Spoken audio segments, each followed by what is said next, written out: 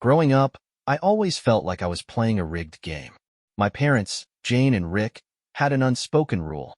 My younger brother Ethan could do no wrong, while I was expected to carry the weight of the world.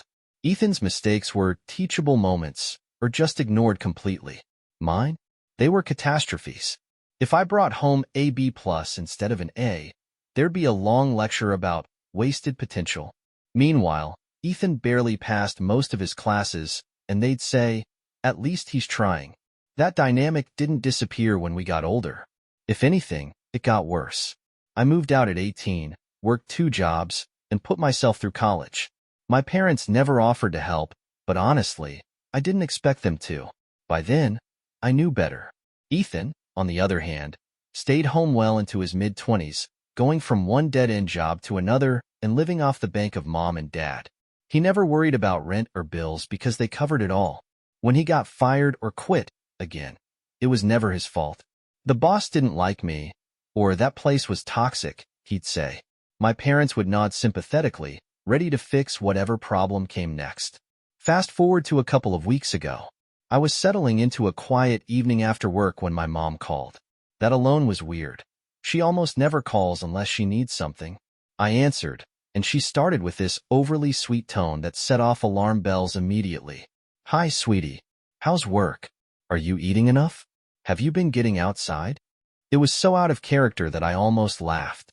My mom doesn't know what I do for work beyond something with tech, and she definitely doesn't care about my eating habits. I played along, waiting for the real reason she called. Finally, she got to the point. "Ethan's in trouble," she said, her voice dropping like she was delivering earth-shattering news. "He owes $35,000 to some less-than-nice people. They've started threatening him." She paused, waiting for my reaction. I didn't know what to say. I mean, how do you even rack up that much debt? How did this happen? I asked, half expecting some convoluted story about bad luck or a shady friend. My mom brushed it off like it wasn't important. "It doesn't matter how," she said. "What matters is that he needs our help. He needs your help." There it was. I knew this wasn't just a heads up. It was a pitch. "You've always been the strong one," she continued. "You're doing so well now. You can afford to help him. You don't want to see anything bad happen to your brother, do you?"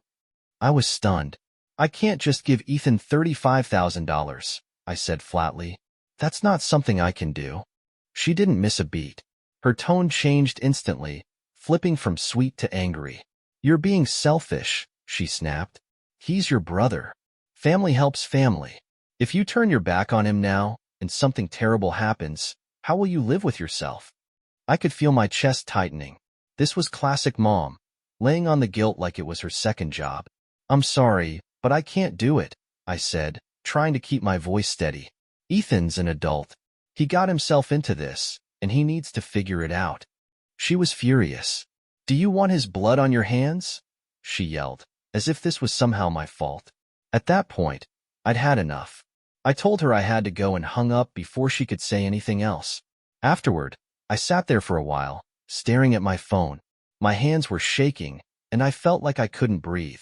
I knew I'd made the right decision, but the guilt was already creeping in. That's the thing about my family. They've spent years perfecting the art of making me feel like the bad guy. Even when I know I'm in the right, they find a way to make me question myself. I try to push it out of my mind, telling myself that they'd calm down and let it go. But deep down, I knew better. This wasn't over. Not by a long shot. I should have known my family wouldn't back off. The morning after I hung up on my mom, my phone lit up with texts. First, it was her, cycling between guilt trips and accusations. "I can't believe you're doing this to your own brother. You're letting this family fall apart. We raised you better than this." Then my dad joined in. He's usually the quieter one, but even he decided to take a swing. His messages were short and sharp. "You're being heartless, and Ethan's your brother. You'll regret this." But Ethan? Ethan went all out. His first text was a full-on sob story about how his life was crumbling. "I'm losing everything, Matt," he wrote. "You're the only one who can save me. I've always looked up to you. Why are you abandoning me now?" I didn't even have a chance to process that before the next one hit. "You've got money. $35,000 wouldn't even put a dent in your savings." That one actually made me laugh. My savings? Sure, I'm not living paycheck to paycheck, but $35,000 is a huge chunk of money for anyone. The entitlement in his tone made my blood boil. I didn't reply to any of them. What could I even say that wouldn't just add fuel to the fire? I thought ignoring them might make them stop. Instead, it only seemed to make them angrier. By the end of the day, my aunt, who I've always gotten along with, called me. I hesitated before answering, knowing it probably wasn't going to be a friendly catch-up. "Hi, Matt," she said, her voice careful, like she was stepping on eggshells. "I, heard about what's going on with Ethan. Your mom's been talking to everyone in the family about it." I sighed. What exactly is she saying? "She told us you're refusing to help and that Ethan's in serious danger," she said. "She's making it sound like he's on the verge of losing everything, and you're just watching it happen." I wanted to punch a wall. "Of course she is," I said. "Look, here's the truth. Ethan owes $35,000 because he made a mess, and now they're trying to guilt me into fixing it. It's not my problem, and I'm not going to ruin my life cleaning up after him again." My aunt was quiet for a moment. "I get it," she finally said. "I really do. You're not wrong, Matt. He's never going to change if your parents keep enabling him. But you know how they are. They're not going to let this go." Hearing her say I wasn't wrong helped a little, but I knew the damage was already done. My mom's version of the story was out there now, spreading through the family like wildfire.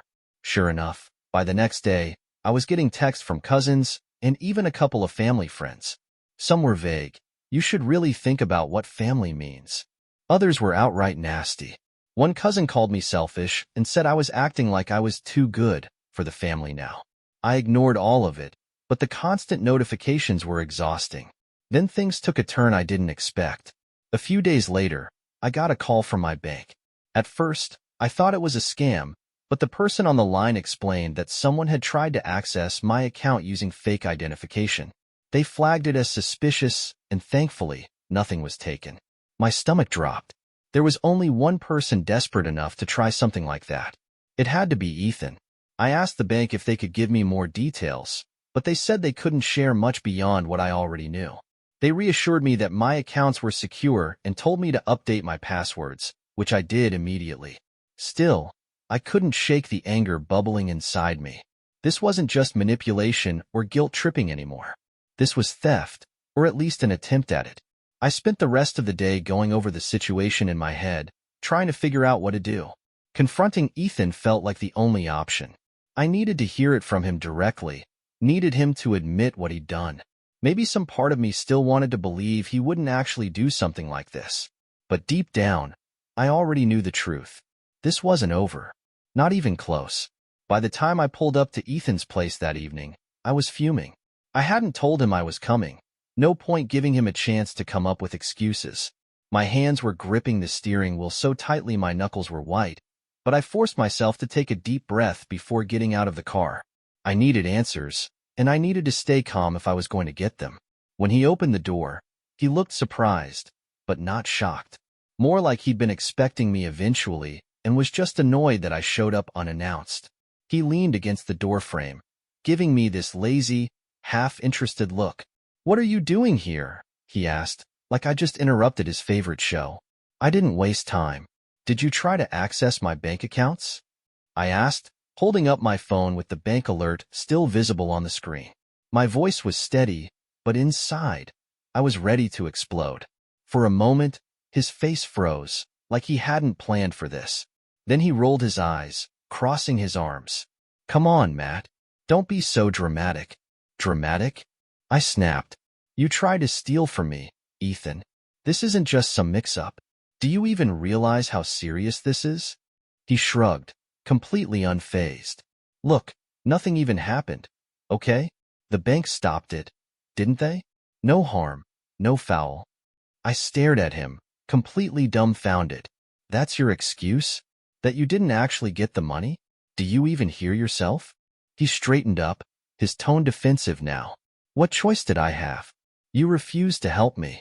I'm out of options, and Mom and Dad said you'd come around if things got bad enough." I blinked, trying to process what he just said.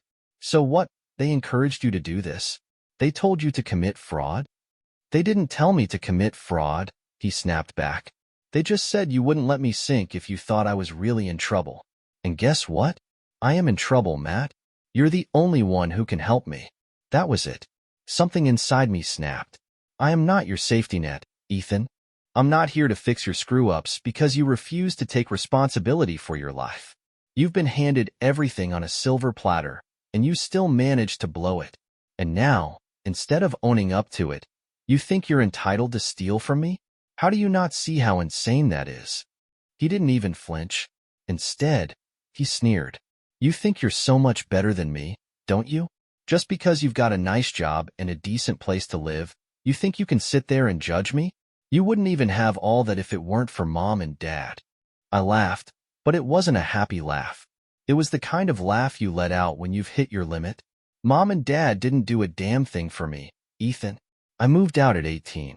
I paid for everything, rent, college, groceries, all on my own. Every sacrifice they made was for you. They covered for you, bailed you out, and made excuses for every stupid thing you've ever done. And you know what? It's turned you into a selfish, entitled asshole. His face twisted in anger, but I didn't care. I was done holding back. You're in trouble because of your choices, not mine. And I'm not going to set myself on fire to keep you warm anymore. So don't you dare throw family loyalty in my face, because I'm done. For the first time, he looked genuinely stunned, but it lasted all of 2 seconds before he doubled down. Fine, Matt. Go ahead and turn your back on me. Just remember, when you need something, don't bother calling me. Trust me, I said coldly. That's not going to be a problem. I turned and walked away before he could say another word. My heart was pounding, and my hands were shaking as I got back in the car, but I refused to let him see it. I needed to get out of there before I said something I couldn't take back. Or worse, before I let him manipulate me into feeling guilty. That night, I called my lawyer friend again and told him what happened. He confirmed what I already knew. I could press charges if I wanted to, but it was up to me. I wasn't ready to go that far yet, but just knowing I had that option made me feel a little more in control. I didn't sleep much. The conversation kept replaying in my head, and every time I thought about Ethan's smug face, my anger flared up all over again. But the more I thought about it, the clearer it became. Ethan wasn't going to change, and as long as my parents kept enabling him, he'd never have to. I was the only one drawing a line, and if that made me the villain in their eyes, so be it. A week after the showdown with Ethan, I thought maybe things had finally hit their peak. I'd said my piece, Ethan knew where I stood, and I figured my parents would at least take some time to regroup before launching their next attack. I underestimated them. One evening, just as I was settling in after work, there was a knock at my door. When I opened it, there they were, my parents, standing on my porch like they were staging some kind of intervention. My mom looked furious, her arms crossed tightly, while my dad stood just behind her with the same resigned expression he always wore when he was there to back her up but didn't really want to be. I sighed and leaned against the doorframe, already dreading whatever was about to happen. "What are you doing here?" I asked, keeping my voice calm. "We need to talk," my mom said sharply, pushing past me and walking into the house without waiting for an invitation. My dad followed her in, giving me a brief, apologetic look as he passed. I shut the door behind them and turned to face the storm. "This has gone far enough," my mom started, spinning around to glare at me. "What you're doing to this family is unacceptable." I crossed my arms. "What I'm doing to this family? Are you serious right now?" "Yes, I'm serious," she snapped. "Ethan is drowning, and you're standing there with a life preserver, refusing to throw it to him. He's your brother, Matt. He's your responsibility." I couldn't believe what I was hearing. "He's a grown man, Mom. He's not my responsibility. He got himself into this mess, and he needs to figure out how to get himself out of it." She threw her hands in the air, like I was being deliberately obtuse. "Do you think we like coming here, begging you for help? Do you think this is easy for us? We're asking because it's the right thing to do. Families help each other. That's what being a family means." I let out a bitter laugh. "Oh, now we're talking about what it means to be a family? You mean the same family that charged me rent the second I turned 18, while Ethan got to live at home for free for years? The same family that made me pay my own way through college while covering all of Ethan's expenses. Don't stand there and lecture me about family loyalty, Mom. I've been loyal to this family my entire life, and all it's ever gotten me is guilt and resentment. My mom's face turned red, and I could see she was gearing up for another tirade. But before she could start, my dad stepped in. "We did the best we could, Matt," he said, his voice low and serious. "Raising 2 kids wasn't easy. We made sacrifices for both of you." I shook my head, my anger boiling over. "No, you didn't. Every sacrifice you made was for Ethan. Every time he screwed up, you were there to fix it. Every time he failed, you made excuses. Meanwhile, I had to figure everything out on my own. And you know what? That's fine. I didn't need your help. But don't you dare stand there and act like I owe you something now." For a moment, there was silence. My dad looked away, his jaw tight, while my mom's hands clenched into fists at her sides. "If you don't help him, you'll regret it for the rest of your life," she said finally, her voice shaking with anger. "Do you want to see your brother homeless? Do you want something terrible to happen to him? His blood will be on your hands, Matt." There it was, the ultimate guilt trip. I felt my chest tighten, but I refused to let her see me falter. "I'm not responsible for what happens to Ethan," I said evenly. "He made his choices, and he has to live with the consequences. If he ends up on the streets, that's on him, and on you, for never holding him accountable for anything." My mom was practically trembling with rage now. "Fine," she spat. "If this is the kind of person you've decided to be, don't expect us to be there for you when you need us." I couldn't help but laugh. "I've never needed you," I said coldly. "And after this, I never will." She stormed out of the house, slamming the door behind her. My dad hesitated for a moment, looking like he wanted to say something but didn't know how. Finally, he just shook his head and followed her out. I stood there for a long moment after they left, letting the silence settle around me. I should have felt relieved, but instead, I just felt drained. The next day, I got an email from my mom. It was long and rambling, full of guilt-tripping nonsense about how much she and my dad had sacrificed for me and how I was breaking her heart. She accused me of being cruel, ungrateful, and selfish. At one point, she even mentioned cutting me out of their will, like that was supposed to scare me into submission. I didn't respond. There was no point. Then Ethan started up again. He sent me a long text about how he was losing everything because of me. Apparently, he'd had to sell his car, and now he was behind on rent. His creditors were harassing him, and it was all my fault for refusing to help. I rolled my eyes and deleted the message without replying. I didn't feel guilty anymore. He'd made his bed. Now he had to lie in it. But just when I thought things couldn't get any crazier, I got another letter in the mail. This one wasn't from my parents or Ethan. It was from a lawyer. My parents were threatening to sue me. When I saw the letter from their lawyer, I almost laughed. The sheer absurdity of it all, my parents actually threatening to sue me, was beyond anything I could have imagined. The letter claimed I had a moral obligation to support Ethan and that my refusal was causing irreparable harm to the family. It read like a bad movie script, full of dramatic language that didn't make sense. I forwarded it to my lawyer, who called me back within the hour. "This is garbage," she said. "They have no legal standing. Don't lose sleep over it." Still, it wasn't just about the letter. It was the principle of it. My parents were so wrapped up in enabling Ethan that they'd gone from guilt trips and manipulation to outright legal threats. If there was any lingering doubt in my mind about whether cutting them off was the right choice, this erased it.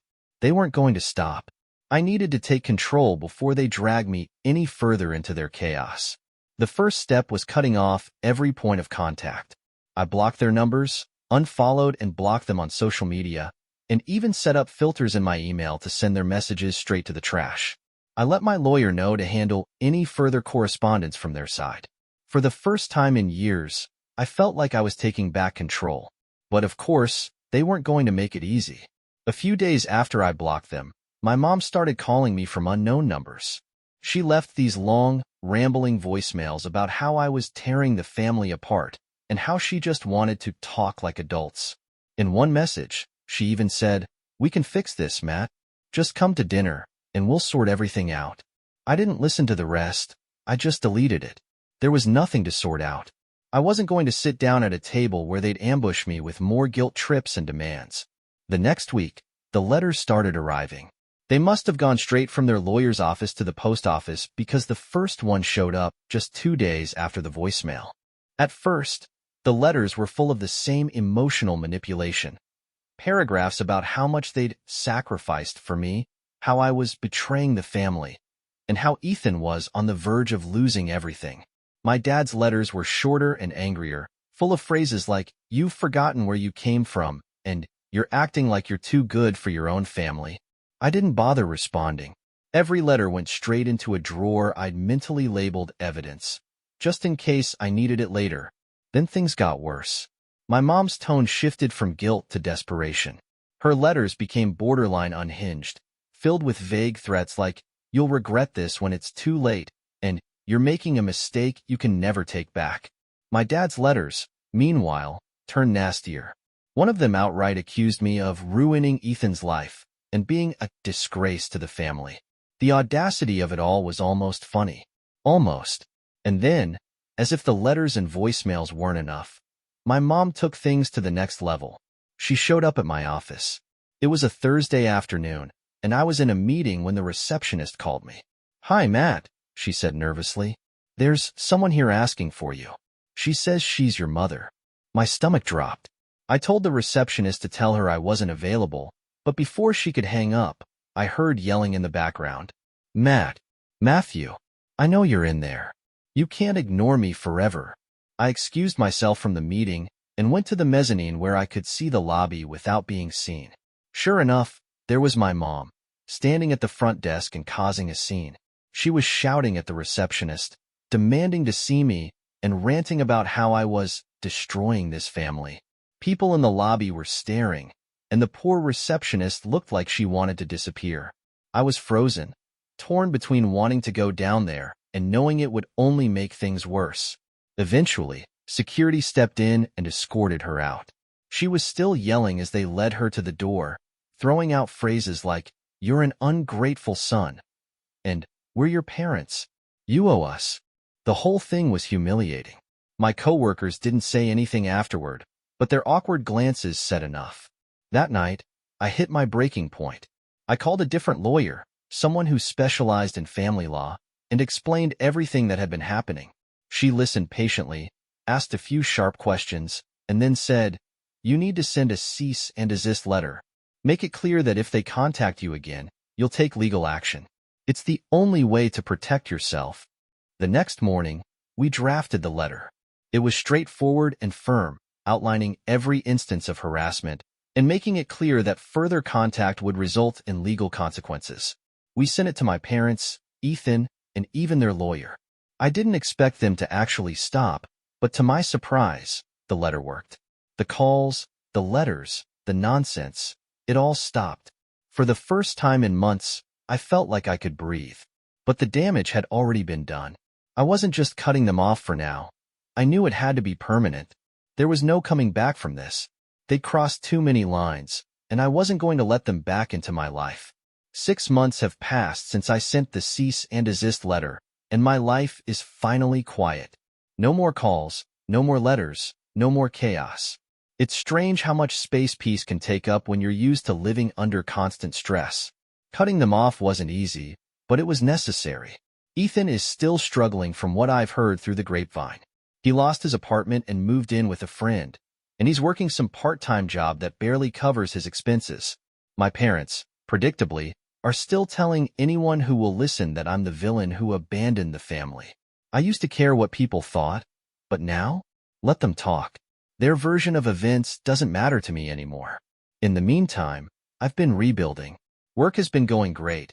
I even got a promotion recently, and I've started reconnecting with friends I drifted away from over the years. I've also been dating someone new, and for the first time, I feel like I'm with someone who truly respects me and understands boundaries. Looking back, I don't regret my decision. It's not that I don't think about them. I do. But I've learned that love doesn't mean tolerating manipulation and abuse. Family or not, you have the right to protect your peace. I chose myself for the first time in my life, and it was the best decision I've ever made.